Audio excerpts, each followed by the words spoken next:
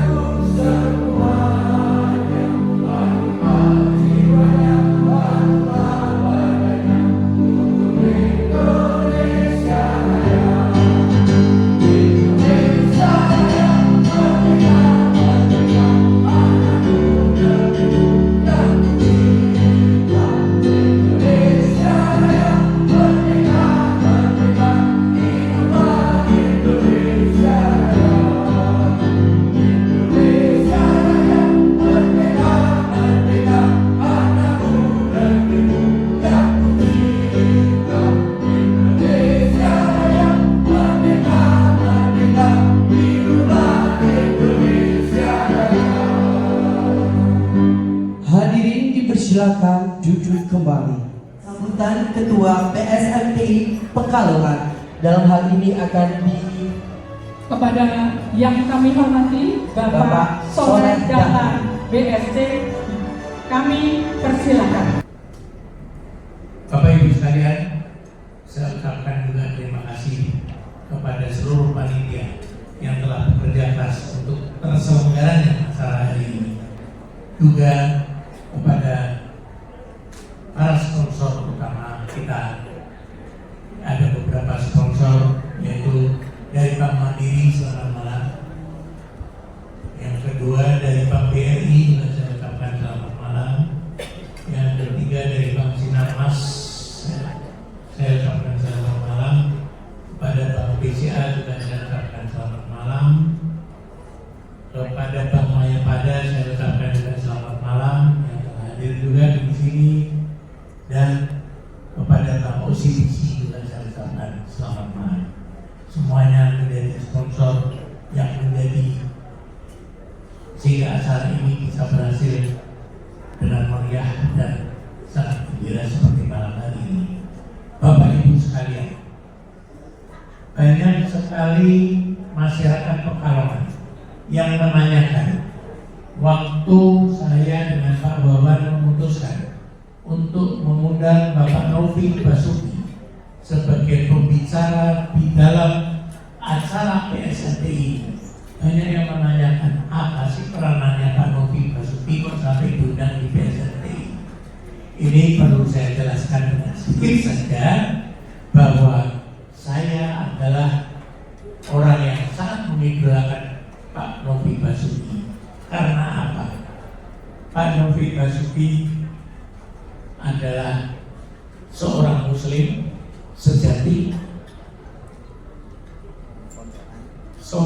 dari pondok pesantren, seorang pribumi asli, orang Madura lagi, ya betul ya Pak ya, Madura ya, kalau nggak salah, ya. Jadi, tetapi dia belajar di negeri China selama 10 tahun sampai memperoleh S3, dan yang luar biasa lagi, dia menguasai sastra-sastra Tiongkok kuno yang begitu indahnya.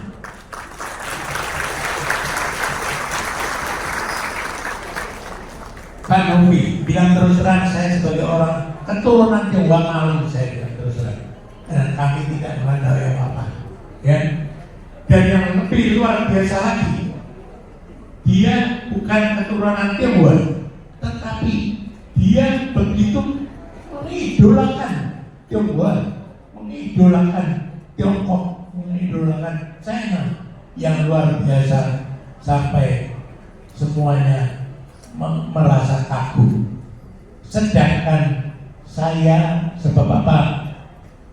Dengan Pak Wawan saya berkata kita harus mengundang Pak Novi Basuki karena saya ingin menyadarkan terutama masyarakat Tionghoa di Pekalongan, bukan orang lain. Saya ingin menyadarkan bahwa kita harus peduli kepada kelompok kita sendiri dan kita harus peduli kepada kelompok mayoritas yang ada di Indonesia dan semua golongan yang ada di Indonesia. Itu yang penting. Itulah saya kira sedikit sambutan saya dan sedikit sebab apa saya hari ini mengundang Pak Novi Basuki, ya. Jadi supaya sadar dan Pak Novi Basuki bisa memberikan kesadaran penuh bahwa ada orang yang bukan keturunan Tionghoa tetapi sangat peduli dengan orang Tionghoa. Itulah harapan saya. Saya hanya itu saja yang saya ucapkan. Pak Baban akan menambahkan sedikit kesempatan Bapak. Terima kasih. Terima kasih apa yang sudah disampaikan oleh Pak Soleh. Saya kira sudah lengkap semuanya. Mengenai Pak Novi Basuki, beliau tadi pagi juga sudah mengisi di sekolahan Satya Wiguna dan antusiasme dari sekolahan begitu luar biasa. Terima kasih Pak Novi. Sedikit dulu dari Pak Novi. Pak Novi ini adalah salah satu katakanlah bintang Indonesia saat ini yang lagi naik daun dan sangat dikagumi oleh semua kalangan, baik kalangan Tionghoa maupun kalangan yang lain. Kemudian saya tidak akan berpanjang lebar karena waktunya sudah semakin malam. Waktu dan tempat akan saya persilahkan ke MC. Terima kasih. Bapak Basuki meraih S3 di Tiongkok. Kita mengundang yang terhormat Dr. Wang Xiaoming menuju ke stage. Tepuk tangan yang Berikan tangan yang paling meriah.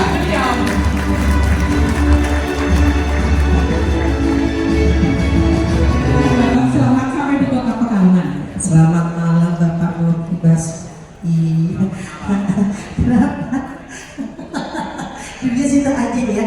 Aku sini aja gak apa-apa.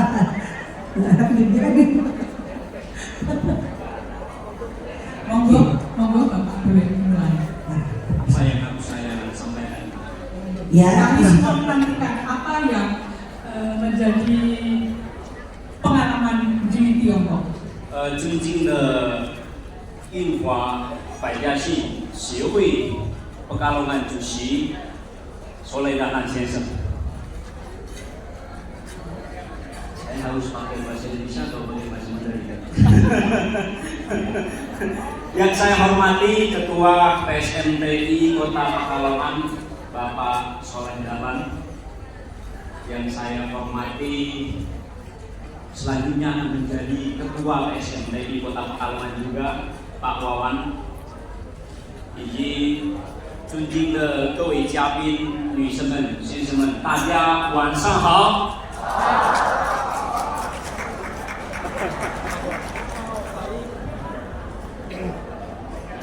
Ada satu pepatah Bapak Ibu sekalian dalam bahasa Mandarin yang mengatakan Haunan dan Uji Tanggung,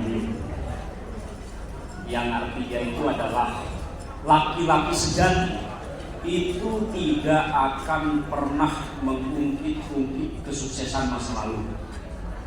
Makanya ketika tadi saya diperkenalkan background saya kuliah di Tiongkok selama 10 tahun, saya nyantri pesantren, saya malu sekali. Karena itu bagi saya adalah masa lalu.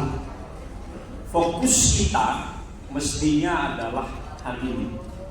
Karena kita hidup di hari ini dan mestinya kita harus memanfaatkan hari ini untuk sebaik-baiknya dan untuk bisa bersumbangsi kepada hari baik di masa depan yang jauh lebih baik menurut saya. Tadi dijelaskan oleh Pak Soleh Dahlan bahwa kita ini mungkin tidak khusus hanya orang Tionghoa, tapi kebanyakan orang Indonesia itu baru bersatu kalau sedang terjadi krisis. Tapi kalau sudah tentram, kalau sudah aman, itu akan lupa. Justru akan lebih menekankan pada nafsi-nafsi, dewe-dewe, sendiri-sendiri. Padahal kalau kita mengikuti apa yang dituangkan oleh para pemikir, para filsuf Tiongkok klasik, itu kita mesti jianzuwei. Jianzuwei artinya adalah memikirkan krisis, bahkan ketika kita masih sedang dalam posisi damai. Atau kalau kita ingat dengan salah satu frasa dalam bahasa Latin yang mengatakan si vis pacem para bello, kita mesti bersiap-siap untuk perang kalau kita mendambakan kondisi yang nyaman. Dalam artian kita mesti harus mawas diri, tidak boleh senang-senang dulu, tidak boleh berpuas-puas dulu, karena bisa jadi kalau kita justru berpuas hati dengan kondisi yang kita rasakan saat ini, berpuas hati dengan kedamaian yang sedang kita rasakan saat ini, berpuas hati dengan kerukunan yang kita capai setelah terjadinya reformasi Indonesia tahun 1998, tidak menutup kemungkinan Bapak Ibu sekalian, justru karena itu akan terjadi krisis di masa depan. Makanya menurut saya, seperti Pak Soleh Dahlan tadi juga sudah tekankan, kita mesti punya suatu spirit yang disebut sebagai jianzuwei. Kita mesti memikirkan krisis bahkan ketika dalam kondisi sedang damai. Itu yang pertama. Yang kedua, Bapak Ibu sekalian, di Tiongkok tahun 1980 ini adalah tahun yang sangat krusial, saya sebut sangat sakral juga, sangat mengubah Tiongkok dari Tiongkok yang dulu ke Tiongkok yang kita kenal saat ini. Karena di tahun 1980 itu, khususnya setelah tahun 1998, awal tahun 1980-an itu, dijalankan suatu kebijakan yang disebut sebagai Taito Taifang, reformasi dan keterbukaan. Kebijakan ini dijalankan oleh seseorang yang tubuhnya kecil, pendek, kayaknya jauh lebih pendek daripada saya, Pak Soleh Dahlan, lebih pendek dari saya, tapi pikirannya cerdas sekali. Namanya Teng Xiaoping. Orang ini melakukan suatu kebijakan yang disebut tadi Taito Taifang, reformasi dan keterbukaan, kemudian membuka pelan-pelan tirai Tiongkok yang sampai sekarang kita masih kenal Tiongkok sebagai negeri tirai bambu. Mestinya sejak 1978 tirai bambu ini sudah perlahan-lahan dibuka oleh seorang kecil yang berpemikiran besar yang namanya Teng Xiaoping. Maka menurut saya istilah negeri tirai bambu ini mestinya sudah tidak layak untuk dipakai lagi. Karena Tiongkok dari 1978 sampai saat ini itu sudah membuka tirainya seluas-luasnya terhadap negara luar. Nah, tahun 80-an Bapak Ibu sekalian, ketika Teng Xiaoping memutuskan untuk membuka Tiongkok yang sebelumnya tertutup menjadi negeri yang terbuka, itu banyak sekali orang Tiongkok, tidak hanya masyarakatnya, tapi termasuk kalangan elitnya, penguasanya, pejabatnya, yang menyaksikan kebijakan Teng Xiaoping ini. Mereka bilang kurang lebih begini, Pak Teng, kalau kemudian Tiongkok ini dibuka terhadap dunia luar, apakah Bapak tidak khawatir nanti budaya Tiongkok yang adiluhung, yang mahal luhur ini nanti tergerus oleh kebudayaan luar, kebudayaan barat? Apakah Bapak tidak khawatir kalau misalnya tirai Tiongkok ini dibuka, nanti justru sistem ekonomi kita, sistem politik kita akan berubah jadi sistem kapitalisme? Apakah Bapak tidak khawatir seperti itu? Masyarakat Tiongkok, kaum elit Tiongkok, para pemikir Tiongkok menanyakan seperti itu kepada Teng Xiaoping. Dalam artian mereka tidak sepenuhnya sepakat terhadap kebijakan untuk membuka pintu ini. Tapi Teng Xiaoping kemudian menjawab begini, Bapak Ibu sekalian, 打开了窗户，新鲜空气会来， sangi会推进。Kalau kita membuka jendela, memang akan ada lalat yang akan masuk ke dalam rumah kita. Kalau kita membuka jendela, memang akan ada lalat, akan ada polusi, akan ada yang tidak sehat yang akan masuk ke rumah kita. Tapi kita akan bisa dengan itu menghirup udara segar. Memang akan ada hal-hal buruk yang akan kita terima, mungkin dengan terjadinya kebudayaan, tapi yang lebih utama justru kita akan bisa menghirup udara segar, yang karena itu kita akan bisa menjadi manusia yang lebih sehat. Dalam artian, kalau kita masih mau mempertahankan pemikiran kita yang tertutup, mungkin kita akan terus-menerus seperti ini. Dalam artian dari sejak 1949 sampai tahun 1978, Tiongkok itu miskin sekali. Bahkan miskinnya, bahkan keterbelakangannya jauh dibandingkan dengan Indonesia. Bahkan miskinnya, bahkan keterbelakangannya jauh dibandingkan dengan negeri-negeri paling miskin di dunia yang ada di selatan Gurun Sahara, negara-negara di Afrika Selatan. Kalau kita tetap tertutup, Tiongkok akan terbelakang. Kalau kita terbuka, maka Tiongkok akan bisa maju. Maka memang terbukti, Bapak Ibu sekalian, setelah Teng Xiaoping tahun 1980-an membuka pelan-pelan pintu Tiongkok terhadap dunia luar, Tiongkok bisa semaju saat ini. Maka menurut saya, kalau kita ingin bangsa Indonesia ini menjadi bangsa maju, benar-benar akan tercipta Indonesia Emas tahun 2045, menurut saya yang mesti kita benahi terlebih dahulu adalah keterbukaan kita. Kita mesti menjadi manusia yang terbuka. Kita mesti berubah dari orang yang pemikirannya kaku seperti Kanibo Kering menjadi Kanibo yang sudah basah, sehingga bisa lentur, sehingga kita bisa menerima perbedaan, sehingga kita bisa belajar kepada sebanyak mungkin orang. Tapi Bapak Ibu sekalian, pertanyaan tadi yang diajukan oleh masyarakat Tiongkok, baik kalangan akar rumput maupun kalangan elitnya yang menyaksikan Teng Xiaoping ini, kenapa Bapak mau membuka Tiongkok? Apakah Bapak tidak khawatir nanti kalau Tiongkok terbuka, Tiongkok jadi kapitalis? Apakah Bapak tidak khawatir kalau nanti Tiongkok terbuka, budaya kita akan terkikis? Ini saya refleksikan terhadap pertanyaan yang kurang lebih sama yang diajukan kepada saya ketika saya pada tahun 2010, dari 1980 ke 2010, berarti sudah sekitar 30 tahun Bapak Ibu sekalian. Ternyata masyarakat Indonesia masih mempunyai kekhawatiran yang kurang lebih sama dengan yang diwajibkan oleh masyarakat Tiongkok tahun 1980. Berarti pemikiran kita sebenarnya tidak berkembang cepat-cepat amat. Dalam artian evolusi pemikiran kita ini kok berjalannya lambat sekali.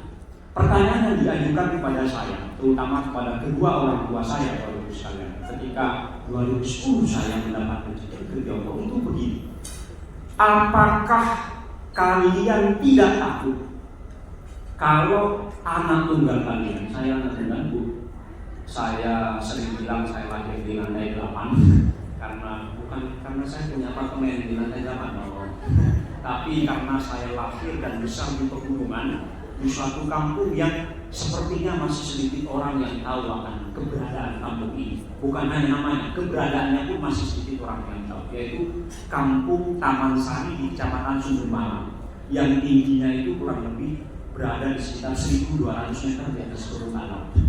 Itulah kenapa saya sebut saya berasal dari lantai 8, karena saya lahir dan besar di pegunungan yang mana masyarakatnya mayoritas adalah petani dan pekebun. Nah, tahun 2010 Bapak Ibu sekalian, ketika saya mau berangkat ke Tiongkok, tetangga-tetangga itu datang kepada kedua orang tua saya. Ya harap maklum, memang CCTV di Indonesia itu bukan CCTV yang dipasang di pojok-pojok. CCTV kita sampai saat ini itu adalah tetangga kita yang biasanya suka ngerecoki, suka bikin masalah, cari-cari masalah. Itu menanyakan begini: apakah kalian tidak takut kalau anak tunggal kalian ini yang santri, yang kalau di pesantren, yang muslim ini kalau kuliah ke Tiongkok, kalau kuliah ke Cina, mohon maaf, orang kampung tidak terbiasa bilang Tiongkok, mereka lebih terbiasa bilang Cina. Apakah kalian tidak takut kalau nanti anak tunggalmu yang muslim, yang santri ini kuliah ke Cina, itu nanti jangan-jangan dia sepulangnya nanti jadi komunis? Jangan-jangan sepulangnya nanti jadi murtad, tidak lagi menganut Islam, tidak lagi mau ke masjid, tidak lagi mau sembahyang, malah menjadi ateis yang mengkabili. Ada kekhawatiran seperti itu, Bapak Ibu sekalian. Berarti kekhawatiran kita sama persis dengan kekhawatiran orang-orang Tiongkok 30 tahun sebelumnya. Berarti kita ini sepertinya masih jalan di tempat. Kita ini pemikiran masih tidak mau berevolusi, sehingga menurut saya ini yang menjadi salah satu penyebab kenapa kemajuan kita tidak secepat kemajuan Tiongkok. Padahal Tiongkok jelas lebih belakang kemerdekaannya dibandingkan dengan kita. Indonesia merdeka tahun 1945, Tiongkok baru berdiri tahun 1949. Itu pun kalau tidak dihitung, tadi Pak David bilang kepada saya, kalau tidak dihitung dengan dari tahun 1949 sampai tahun 1980, Tiongkok miskin, ya ampun-ampunan, jauh lebih miskin dibandingkan dengan Indonesia. Bisa dikata bahwa Tiongkok itu baru benar-benar merdeka tahun 1980. Tapi kenapa Tiongkok yang merdeka belakangan ini sudah bisa menyalip Indonesia yang notabene kakaknya, sudah bisa menyalip Jepang, musuh bebuyutannya, sudah bisa menyalip Jerman, bahkan sekarang bisa sanggup bikin ketat-ketat Amerika. Itu yang sering saya tanyakan selama saya kuliah di Tiongkok selama 10 tahun. Apa akibatnya? Maka menurut saya yang terpenting, yang pertama adalah karena Tiongkok berubah dari negara, dari bangsa, dari masyarakat yang tertutup ke masyarakat yang terbuka. Berarti kalau bangsa Indonesia menginginkan negara kita juga bisa maju seperti Tiongkok, maka hal yang pertama yang mesti kita perbaiki adalah keterbukaan kita. Masalahnya Bapak Ibu sekalian, bagaimana caranya supaya kita bisa terbuka? Kita sering menyatakan kita harus terbuka. Caranya bagaimana? Saya jadi teringat dengan apa yang dikatakan oleh seorang filsuf besar di Tiongkok sana, namanya Konfusius. Konfusius ini Confucius atau yang lebih dikenal di Indonesia sebagai Konghucu. Di Tiongkok Konghucu ini bukan agama, tapi lebih kepada ajaran filsafat atau ajaran moral. Nah, Konghucu ini pernah mengatakan begini, salah satu cara supaya kita bisa terbuka adalah push wen. Pak guru saja, tapi maknanya dalam saya push wen. Jangan pernah malu, jangan pernah tidak mau, jangan pernah sungkan untuk berguru, bahkan kepada mereka yang dianggap tidak lebih hebat, tidak lebih kaya, tidak lebih berkuasa dibandingkan dengan kita. Dalam artian kita mesti berubah menjadi orang yang mau belajar apapun dan kepada siapapun. Belajar apapun dan kepada siapapun. Dalam artian, kalau kita melihat pada orang Jawa ada hal-hal positif yang layak diteladani, yang layak dipelajari, maka kita harus belajar kepada orang Jawa. Kalau kita melihat dari bangsa Madura, pada suku Madura ada hal-hal positif yang layak diteladani, maka kita juga layak berguru kepada orang itu. Sebaliknya, kalau kita melihat bahwa pada orang-orang Tionghoa ada hal positif yang layak diteladani, maka kita tidak boleh sungkan untuk berguru pada orang Tionghoa. Saya jadi teringat Bapak Ibu sekalian dengan salah satu peribahasa dalam bahasa Arab yang sering diajarkan kepada saya ketika saya dulu masih nyantri di pondok pesantren. Bunyinya begini: khudil hikmah walau min famikal in. Ambillah hikmah, ambillah kebenaran, sekalipun mohon maaf datangnya dari mulut anjing. Dalam artian kalau dari mohon maaf dari gugut, dari anjing itu ada hal-hal positif yang layak kita teladani, why not? Kenapa kita tidak mau membuka diri untuk mencari hal-hal positif yang ada di binatang itu misalnya? Jadi salah satu cara penting kita untuk bisa bersikap terbuka adalah dengan mengakui kelebihan yang ada pada orang lain, sekaligus juga mau mengakui kekurangan yang ada pada diri. Tidak boleh sungkan, tapi harus berubah menjadi orang yang mau belajar apapun dan kepada siapapun. Itu yang pertama. Selain itu, Bapak Ibu sekalian, kita mesti berubah menjadi orang yang sering kita kenal dalam istilah Jawa yang kusmiro, yang bisa bertenggang rasa. Saya jadi teringat juga dengan apa yang dikatakan oleh Konfusius lagi, oleh Konghucu lagi. Konghucu itu pernah mengatakan yang artinya kurang lebih begini: Ji so hui wu shi yu. Yang kalau diterjemahkan ke bahasa Indonesia bahwa kalau kita tidak ingin orang lain melakukan satu hal yang tidak kita inginkan, maka kita jangan pernah melakukan satu hal yang tidak diinginkan orang lain kepada mereka. Misalnya begini, kalau kita tidak terima dicubit orang, tidak terima ditipu orang, tidak terima dikibuli orang, maka kita jangan pernah mengibuli orang. Kalau kita tidak terima didiskriminasi oleh orang, maka kita juga tidak boleh melakukan diskriminasi kepada orang. Jadi harus tekoh sendiri, harus tenggang rasa, harus bisa punya empati terhadap orang yang lain. Kemudian yang ketiga, Bapak Ibu sekalian, apa yang jadi salah satu penyebab dari bangsa Tiongkok ini kemudian bisa menjadi bangsa yang semaju saat ini? Karena mereka mau bersatu. Nah, selain berpemikiran terbuka dengan cara tadi Kosmiro, dengan cara mau belajar apapun dan kepada siapapun, mereka bisa maju karena mereka mau bersatu. Kita teringat dengan salah satu ungkapan lagi dalam bahasa Mandarin yang bunyinya bahwa kalau ada dua orang mau bersatu, maka kekuatannya akan bisa mematahkan benda paling keras sekalipun. Dua orang saja, Bapak Ibu sekalian. Bayangkan kalau ada 250 juta rakyat Indonesia mau bersatu, maka saya yakin 2045 benar-benar akan tercetak suatu generasi yang disebut generasi emas, bukan generasi cemas. Masalahnya kemudian di Indonesia ini kita kok rasanya demen menjadi orang yang gampang sekali mengorek-ngorek perbedaan-perbedaan kecil untuk kemudian dibesar-besarkan dan kemudian dibentuk-bentukkan. Suatu fenomena ini menurut saya sudah semestinya kita ubah dari sekarang. Semestinya kita sudah mulai berubah menjadi bangsa yang mau bersatu demi kebaikan Indonesia ke depan. Saya sebenarnya tidak ingin berbicara panjang lebar, karena saya teringat dengan apa yang dikatakan oleh Mao Zedong. Mao Zedong ini adalah Bung Karno-nya Tiongkok. Mao Zedong ini pernah mengajukan satu pertanyaan yang bunyinya begini: Sejiesang semua wenti juta. Apa permasalahan terbesar di dunia ini? Kata Mao Zedong. Tidak ada yang berani menjawab. Kemudian Mao Zedong menjawab sendiri: Sifan wenti juta. Masalah paling besar di dunia ini adalah masalah makan.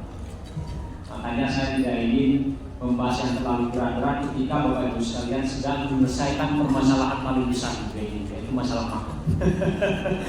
Jadi saya sebenarnya lebih ingin untuk berdialog ketimbang saya bermonolog di depan ini, supaya sambil lalu Bapak Ibu sekalian menyelesaikan permasalahan yang paling besar di dunia dari Bapak, supaya saya juga bisa menjadi orang yang lebih baik ke depan. Yang terakhir terkait dengan persatuan, saya ingin mengutip satu kalimat yang cukup panjang yang mesti saya tulis karena saya tidak ingat. Bunyinya begini: Jili之所举，则无不胜也。Bahasa Mandarin kuno, Bapak Ibu sekalian. 众志之所为，则无不成也。Yang artinya kita mesti menghimpun kekuatan dari berbagai macam lapisan, Karena dari itu kita kemudian bisa menjadi bangsa, bisa menjadi orang yang sukses ke depannya, yang tidak ada satupun yang tidak bisa dilakukan.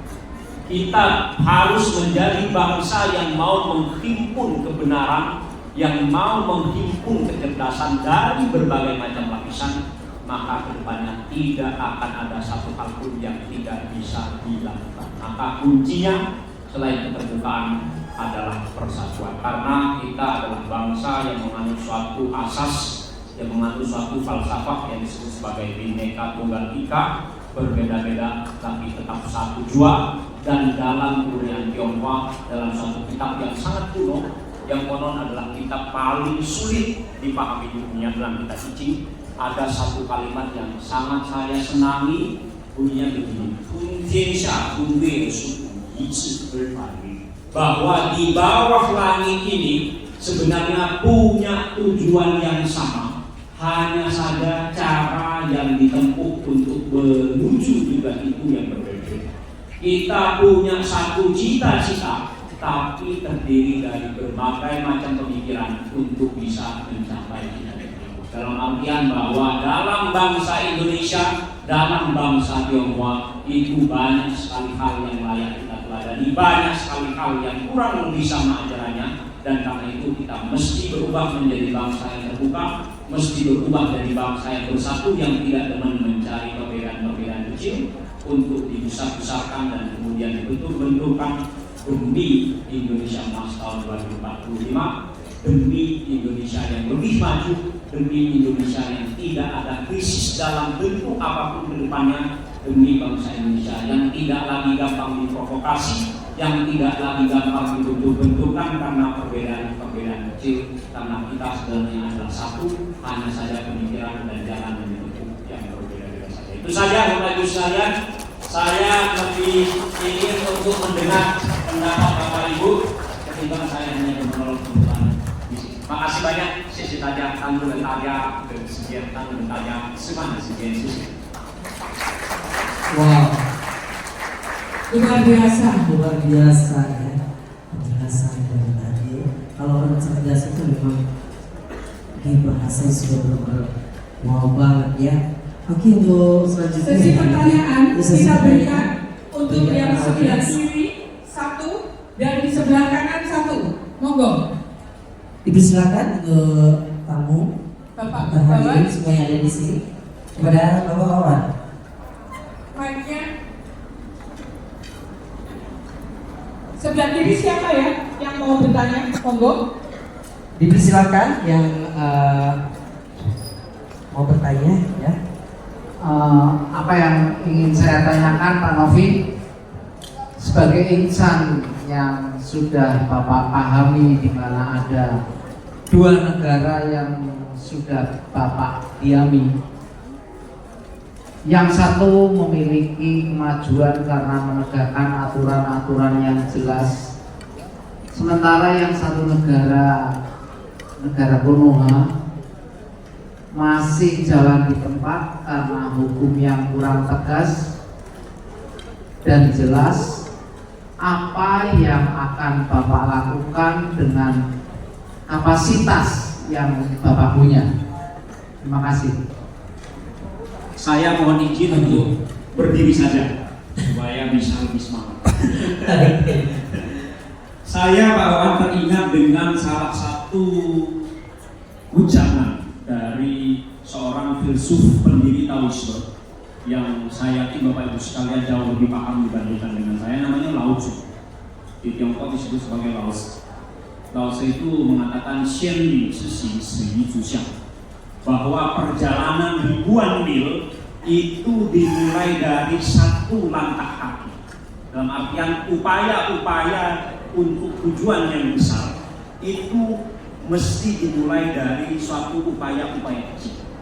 Kalau saya tadi ditanya oleh Pak Wawan apa yang bisa saya lakukan demi penegakan hukum atau demi kemajuan Indonesia supaya bisa semaju seperti Tiongkok, maka saat ini saya baru bisa melakukan hal-hal kecil saja, terutama dalam kapasitas saya sebagai santri yang alumni Tiongkok. Saya selalu berusaha untuk memberikan perspektif pemikiran yang berbeda, yang sering saya sebut sebagai alternatif dalam bagaimana melihat Tiongkok dan bagaimana melihat orang Tiongkok, supaya tidak melulu dilihat dari kacamata negatif. Saya dulu rajin sekali menulis di koran, tulis di Dewa Pos, tulis di Kompas, tulis di media online, rajin sekali. Tapi saya merasa bahwa bangsa Indonesia ini, terutama mungkin generasi muda, itu kayaknya tidak demen membaca. Tidak demen. Bangsa kita ini kok sepertinya cenderung lebih demen membaca dulu satu berita misalnya, lalu kemudian ribut di media sosial. Tapi kita tidak punya kebiasaan untuk membaca dalam waktu yang lebih lama, sehingga dari situ saya kemudian berpikir, saya ingin mengubah platform dari menulis di koran kemudian diubah untuk dalam bentuk video yang saya sering siarkan di YouTube. Dan video ini biasanya durasinya sekitar 15 menit. Tapi kemudian saya pikir lagi bahwa bangsa Indonesia ini sudahlah, bukan bangsa Konoha, bukan bangsa Indonesia. Bangsa Indonesia saya yakin sebaliknya. Bangsa Indonesia lebih demen membaca, lebih demen tidak membaca judulnya saja tapi membaca utuh. Kalau bangsa Konoha sebaliknya. Bangsa Konoha itu sudahlah tidak demen membaca, demen nonton video, tapi videonya tidak terlalu panjang. 15 menit itu bangsa Konoha hanya tahan 3 menit saja. Sehingga saya mulai berpikir kalau saya terus-menerus pakai platform YouTube, yang dulu saya punya channel namanya Cakwat. Cakwat itu artinya kedai teh, Bapak Ibu sekalian. Kedai teh ini, channel ini saya khususkan untuk membahas macam-macam soal Tiongkok, baik itu politiknya, baik itu ekonominya, baik itu budayanya, maupun baik itu filsafatnya. Saya mulai menyadari kalau ini tidak diubah, maka mungkin sulit juga untuk bisa mengubah pemikiran bangsa Konoha. Maka belakangan saya lebih sering pakai platform TikTok, karena di TikTok itu hanya sekitar 3 menit atau maksimal 5 menit, dan saya merasa lewat platform TikTok ini kok hasilnya jauh lebih kelihatan dibandingkan dengan pakai tulisan di media, dengan pakai YouTube yang durasinya cukup panjang. Sehingga saya sampai saat ini lebih demen pakai TikTok itu untuk memberikan perspektif alternatif kepada orang-orang Indonesia supaya bisa melihat Tiongkok dari kacamata tidak hanya kacamata negatif saja. Saya tidak tahu apakah usaha kecil ini akan mampu mengubah perspektif orang Indonesia terhadap Tiongkok atau terhadap orang Tiongkok, atau juga mampu mengubah pola orang Indonesia yang pola bangsa Konoha yang mungkin karena hidup di dunia, di negara yang sangat subur sehingga produktivitasnya tidak seproduktif orang Tiongkok, yang mana kondisi geografisnya tidak senyaman di Konoha.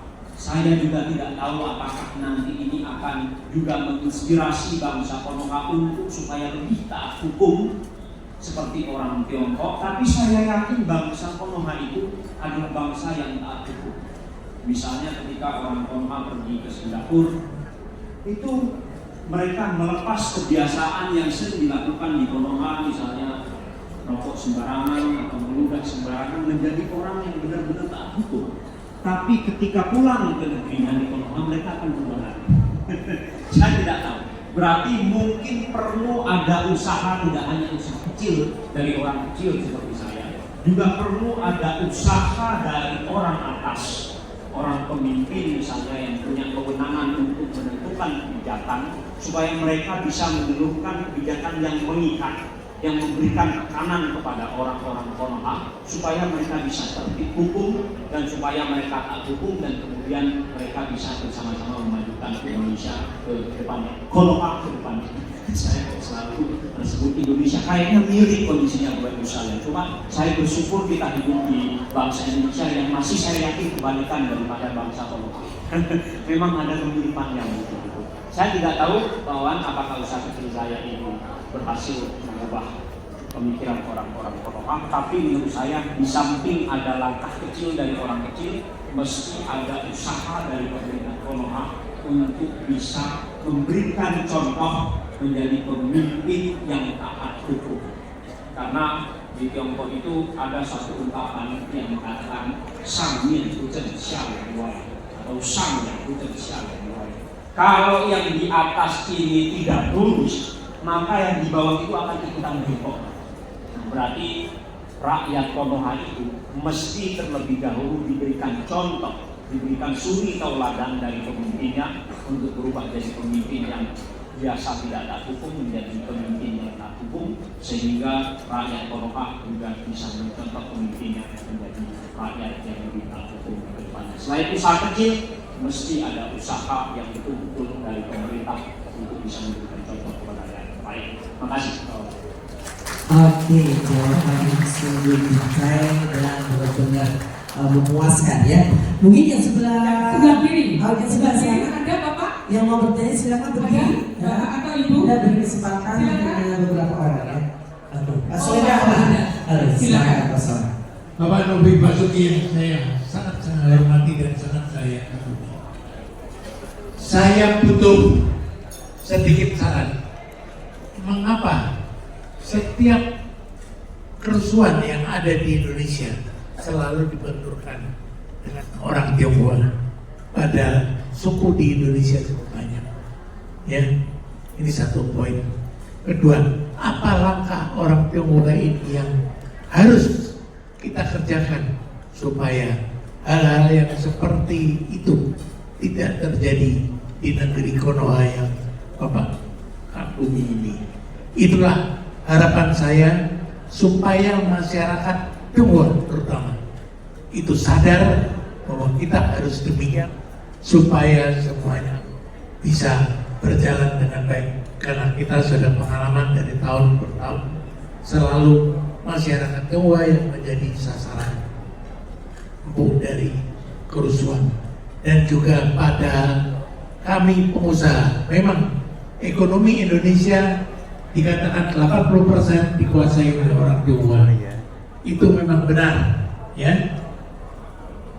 Apalagi beberapa pejabat yang mengatakan bahwa orang Tionghoa jumlahnya di bawah 5%, tapi menguasai ekonomi 80%. Itu pejabat,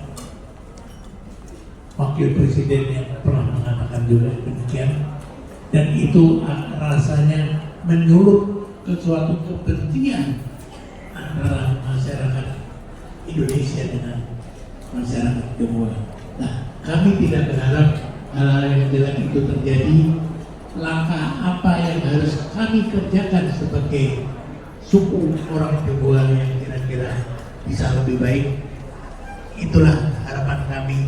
Pak Novi Basuki sebagai orang yang cukup tahu dan cukup berpengalaman bisa memberikan saran yang bermanfaat untuk seluruh masyarakat Pekalongan. Terima kasih. Makasih banyak Pak Soleh atas pertanyaannya. Saya merasa seperti ujian tesis. Saya sudah ingin melupakan sekolah. Ini sekarang malam ini masih diberi ujian lagi yang lebih nyata dibandingkan dengan hanya sekadar teori yang saya pelajari dulu ketika saya kuliah di Tiongkok selama 10 tahun itu. Pak Soleh, saya ingin bercerita bagaimana kondisi hubungan orang-orang Tionghoa dengan orang-orang yang disebut sebagai pribumi di kampung saya. Sebenarnya Bapak Ibu sekalian, saya kok tidak suka dengan term pribumi, karena ada satu penelitian yang dilakukan oleh satu majalah sejarah terkenal yang bermarkas di Jakarta. Majalah sejarah ini namanya Historia, yang dikomandani oleh seorang sejarawan terkenal juga di Indonesia. Majalah Historia ini pernah melakukan penelitian DNA terhadap beberapa tokoh ternama di Indonesia ini. Salah satu yang diteliti adalah mantan ketua PSI, Grace Natali, yang saya yakin di mata orang Indonesia semua, Grace Natali itu dikenal sebagai orang Tionghoa. Dan yang kedua yang diteliti adalah Najwa Shihab, yang punya acara Mata Najwa di Metro TV.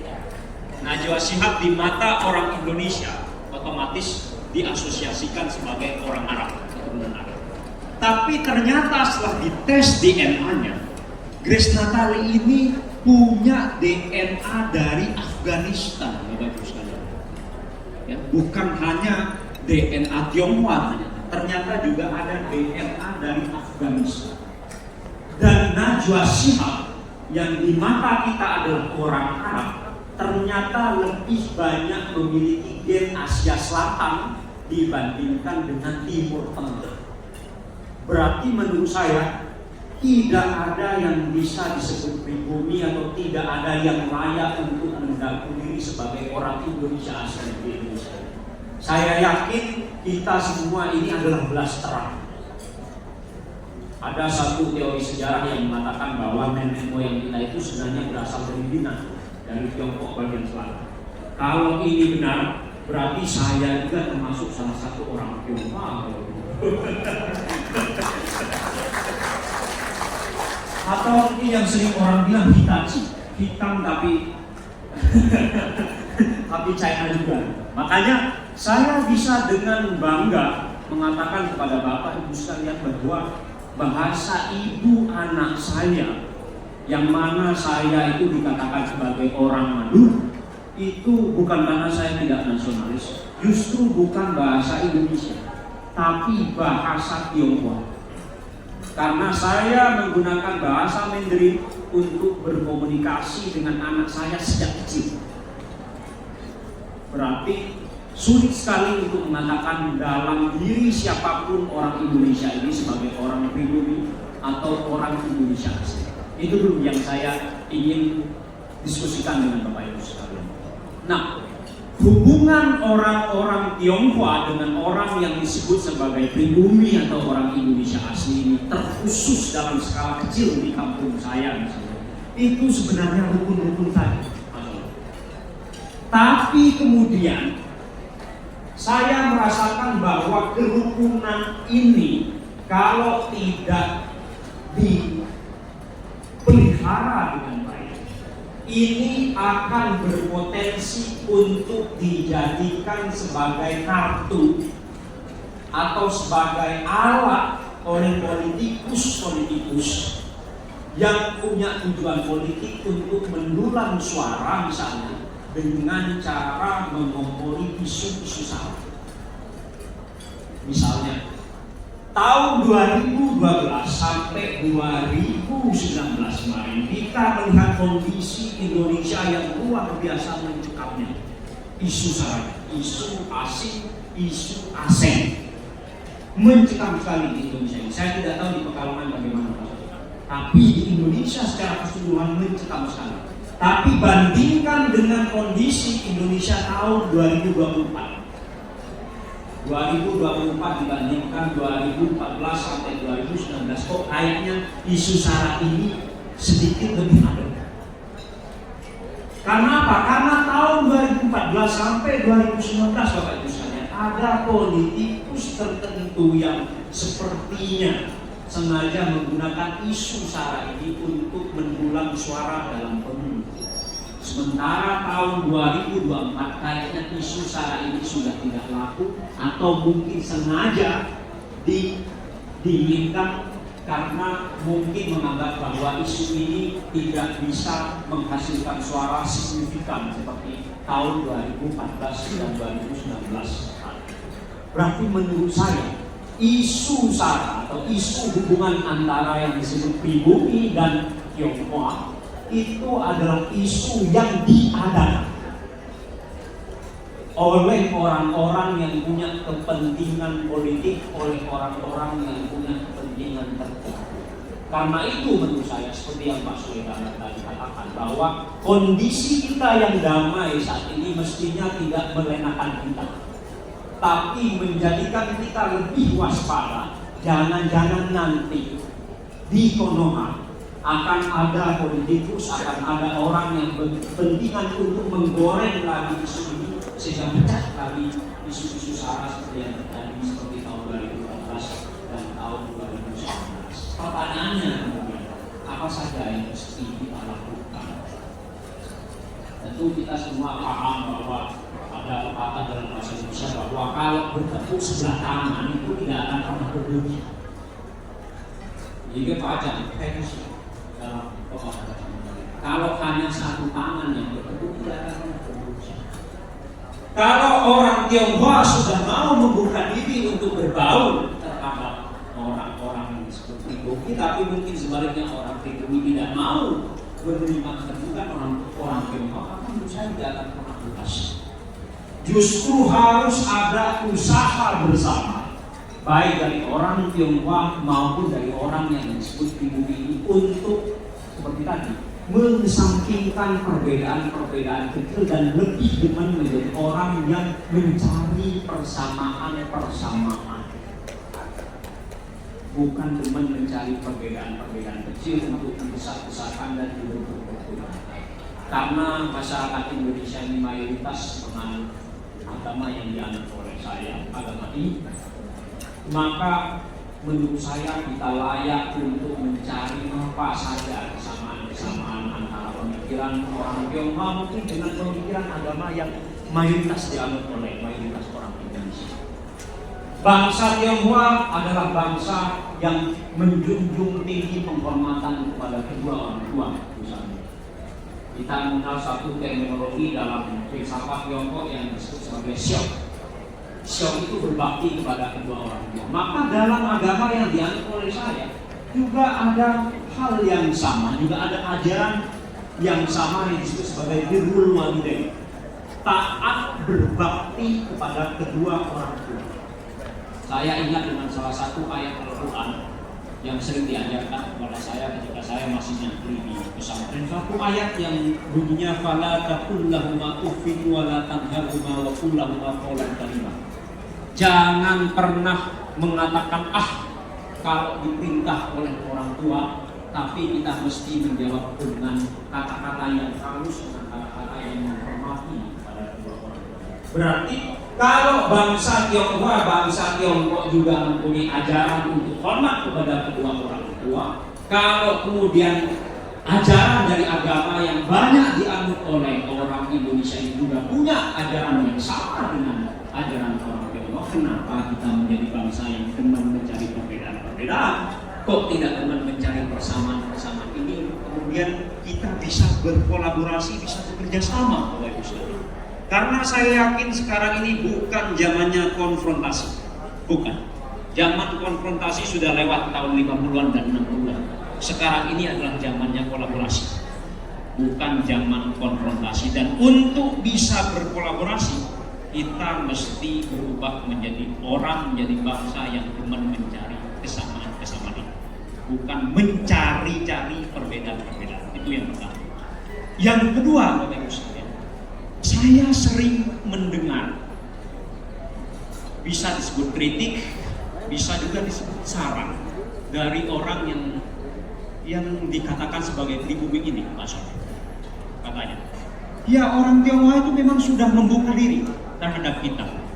Misalnya contohnya ketika terjadi bencana alam, orang Tionghoa adalah orang yang terdepan untuk memberikan bantuan ketika terjadi bencana alam ini. Termasuk dulu ketika tahun 2004 terjadi tsunami di Aceh sana. Negara Tiongkok adalah salah satu negara yang memberikan bantuan paling banyak terhadap Aceh saat itu. Tapi ada yang bilang, memang orang Tionghoa itu bantuannya nyampe ke bawah, nyampe ke kita, tapi orangnya belum nyampe. Jadi bantuannya nyampe, bingkisannya nyampe, mie-nya nyampe, sembakonya nyampe, minyaknya nyampe, tapi orangnya belum nyampe. Maka mungkin ke depannya, Pak Saleh, tidak hanya bantuan sosialnya yang nyampe, tapi juga kita mesti orangnya juga yang nyampe ke sana. Jadi mungkin istilah namanya love language, bahasa cinta. Mungkin memberikan sembako kepada orang yang disebut pribumi ketika terjadi bencana itu adalah satu bentuk love language dari bangsa Tionghoa. Bahasa cinta dari teman-teman kita orang Tionghoa. Tapi mungkin love language dari orang yang disebut pribumi ini adalah kalau kita juga disampaikan ke sana. Kalau kita juga diajak ngomong, kalau kita diajak bercengkrama, kalau kita diajak berkomunikasi, perlu disampaikan, perlu dibuka hatinya. Maka mungkin saran untuk kedepannya itu perlu banyak terjun ke bawah. Dan kalau sudah banyak terjun ke bawah tapi tidak mau diterima, berarti menurut saya bukan salah kita, tapi salah orang yang tidak mau membuka dirinya sendiri, mau hidup dalam ketertutupan. Dan kalau mau hidup dalam ketertutupan, kata Tang Xiaomi bilang, bukai ke 只有死路一条，bukai ke 只有死路一条。Kalau kita tidak mau membuka pikiran kita, tidak mau membaur, tidak mau menjadi bangsa yang terbuka, maka hanya ada satu cara, yang bisa ditempuh, yaitu jalan mati saja. Kalau tidak mau terbuka, kalau mau terus hidup dalam ketertutupan, tidak ada cara lain, udah mati aja. Seperti itu. Makasih Pak Saud. Wow, jawabannya luar biasa ya. Diberikan satu kesempatan lagi untuk penanya, dipersilakan. Silakan Pak Nabi. 介绍我名巴里安特，中文名字就柳孤白，是一个印法百家姓协会的其中一个理事，巴马兰。我想跟Novi Basuki 先生要问，Novi Basuki 先生这个时候的背景，对待这个印尼政府，我是政府人员，和Novi Basuki 是周围的朋友，对待Novi Basuki 有什么反应？谢谢。 Kalau mungkin bisa dicoba search nama saya di Google, Novi Basuki. Semoga saja sudah terhapus Bapak Ibu sekalian. Itu otomatis di belakang keluar Novi Basuki komunis. Maka saya sering bercanda kepada istri saya dan kepada kedua orang tua saya kok tidak punya masa depan untuk bisa duduk di dunia politik. Kenapa? Karena di Google itu nama saya Novi Basuki komunis.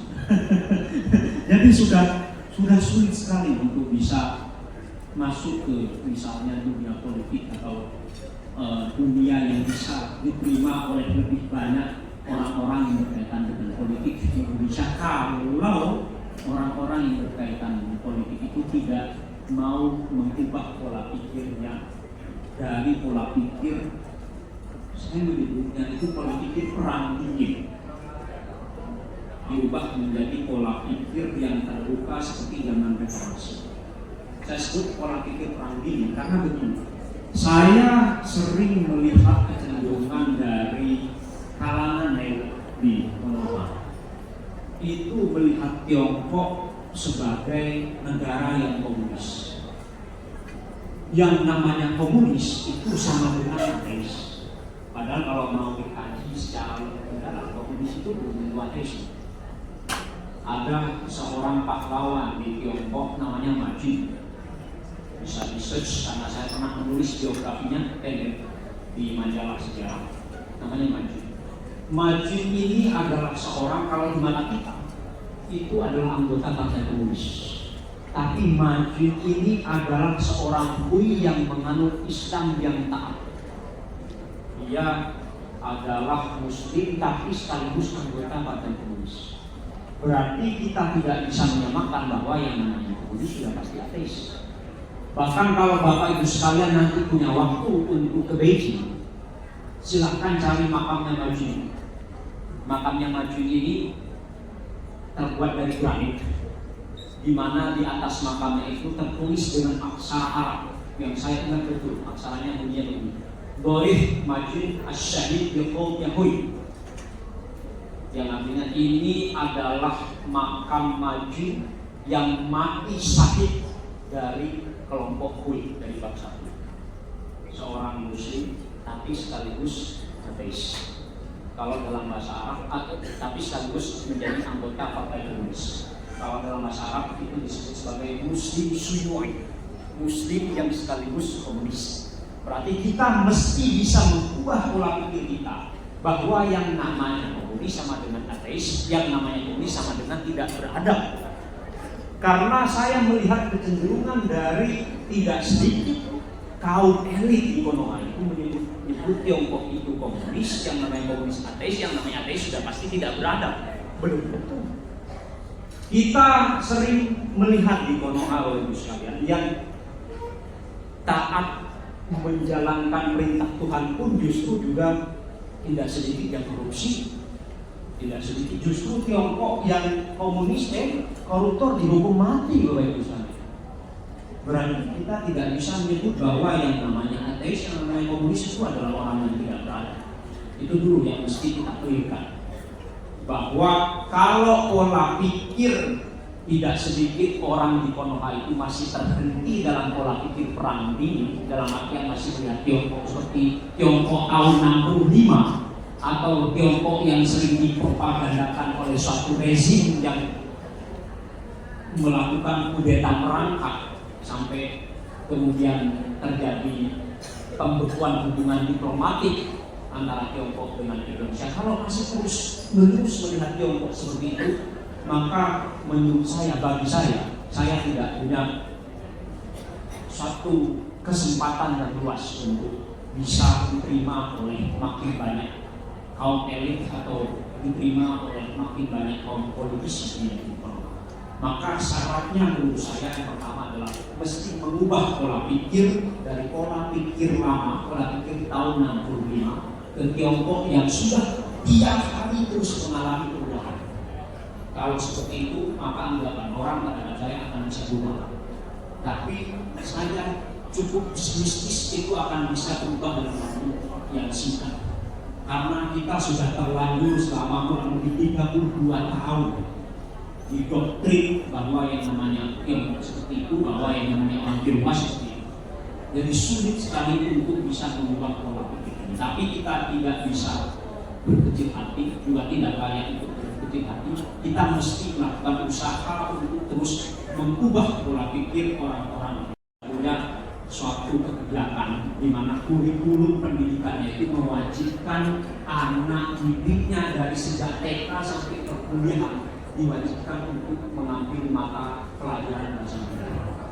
Tapi di Konoha itu masih terjadi pertanyaan seperti yang saya tadi sampaikan, bahwa PDKT sampai saat ini anggapan orang, terutama kalau Bapak spesifik menyebut anggapan pejabat terhadap saya, itu masih beranggapan bahwa Menteri Basuki ini terlalu condong kepada Tiongkok.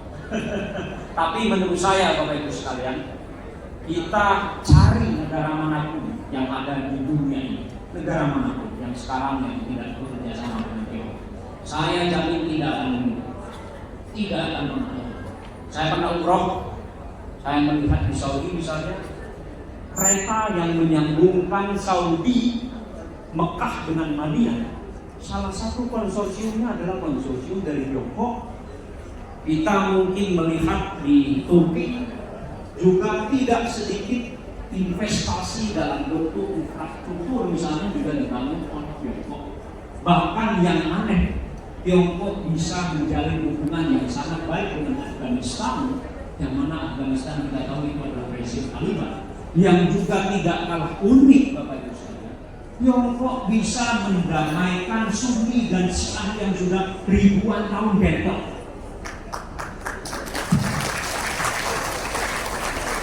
Itu aneh tapi nyata. Dunia Islam sendiri tidak berhasil mendamaikan Sunni dan Syiah, tapi komunis Tiongkok bisa mendamaikan Sunni dan Syiah yang sudah berkonflik sejak ribuan tahun yang lalu. Bahkan yang unik lagi, di Palestina, Hamas dan juga sekitar belasan kelompok berkepentingan di Palestina sana yang dari dulu tidak pernah akur, bulan lalu berhasil diaturkan oleh Tiongkok. Aneh sekali. Kalau kemudian dunia sudah berubah, sudah melihat Tiongkok yang berubah sehingga pola pikir mereka juga ikut berubah, maka menurut saya tidak layak bagi bangsa Indonesia yang bisa ini masih melihat Tiongkok dengan kacamata tahun 50. Kalau tidak, gunakan peninggalan. Terima kasih. Demikianlah di sesi tanya jawab dan sangat memuaskan jawaban untuk Luar biasa. luar biasa sekali. Bapak. Ternyata Tiongkok itu berperan sangat banyak ya dalam dunia politik dan yang lain-lain ya Pak Novi ya. Dan mudah-mudahan untuk jawabannya bisa membuat si penanya menjadi puas dan Bapak Ibu, seperti Anda ketahui, Bapak Novi ini masih berusia 31 tahun. Luar biasa, muda sekali, tetapi kepandaiannya luar biasa. Insya Allah nanti bisa masuk ke pemimpinan negara. Mengubah kita. Matur nuwun sekali lagi Bapak Ibu. berikan tepuk tangan kepada Bapak Novi Basuki. Terima kasih. Silakan untuk 1, 2, 3. Terima kasih Pak Pengurus, Novi. tolong naik ke atas. lagi untuk semua pengurus ya. Sudah naik ke panggung semuanya, sudah naik ke panggung ya.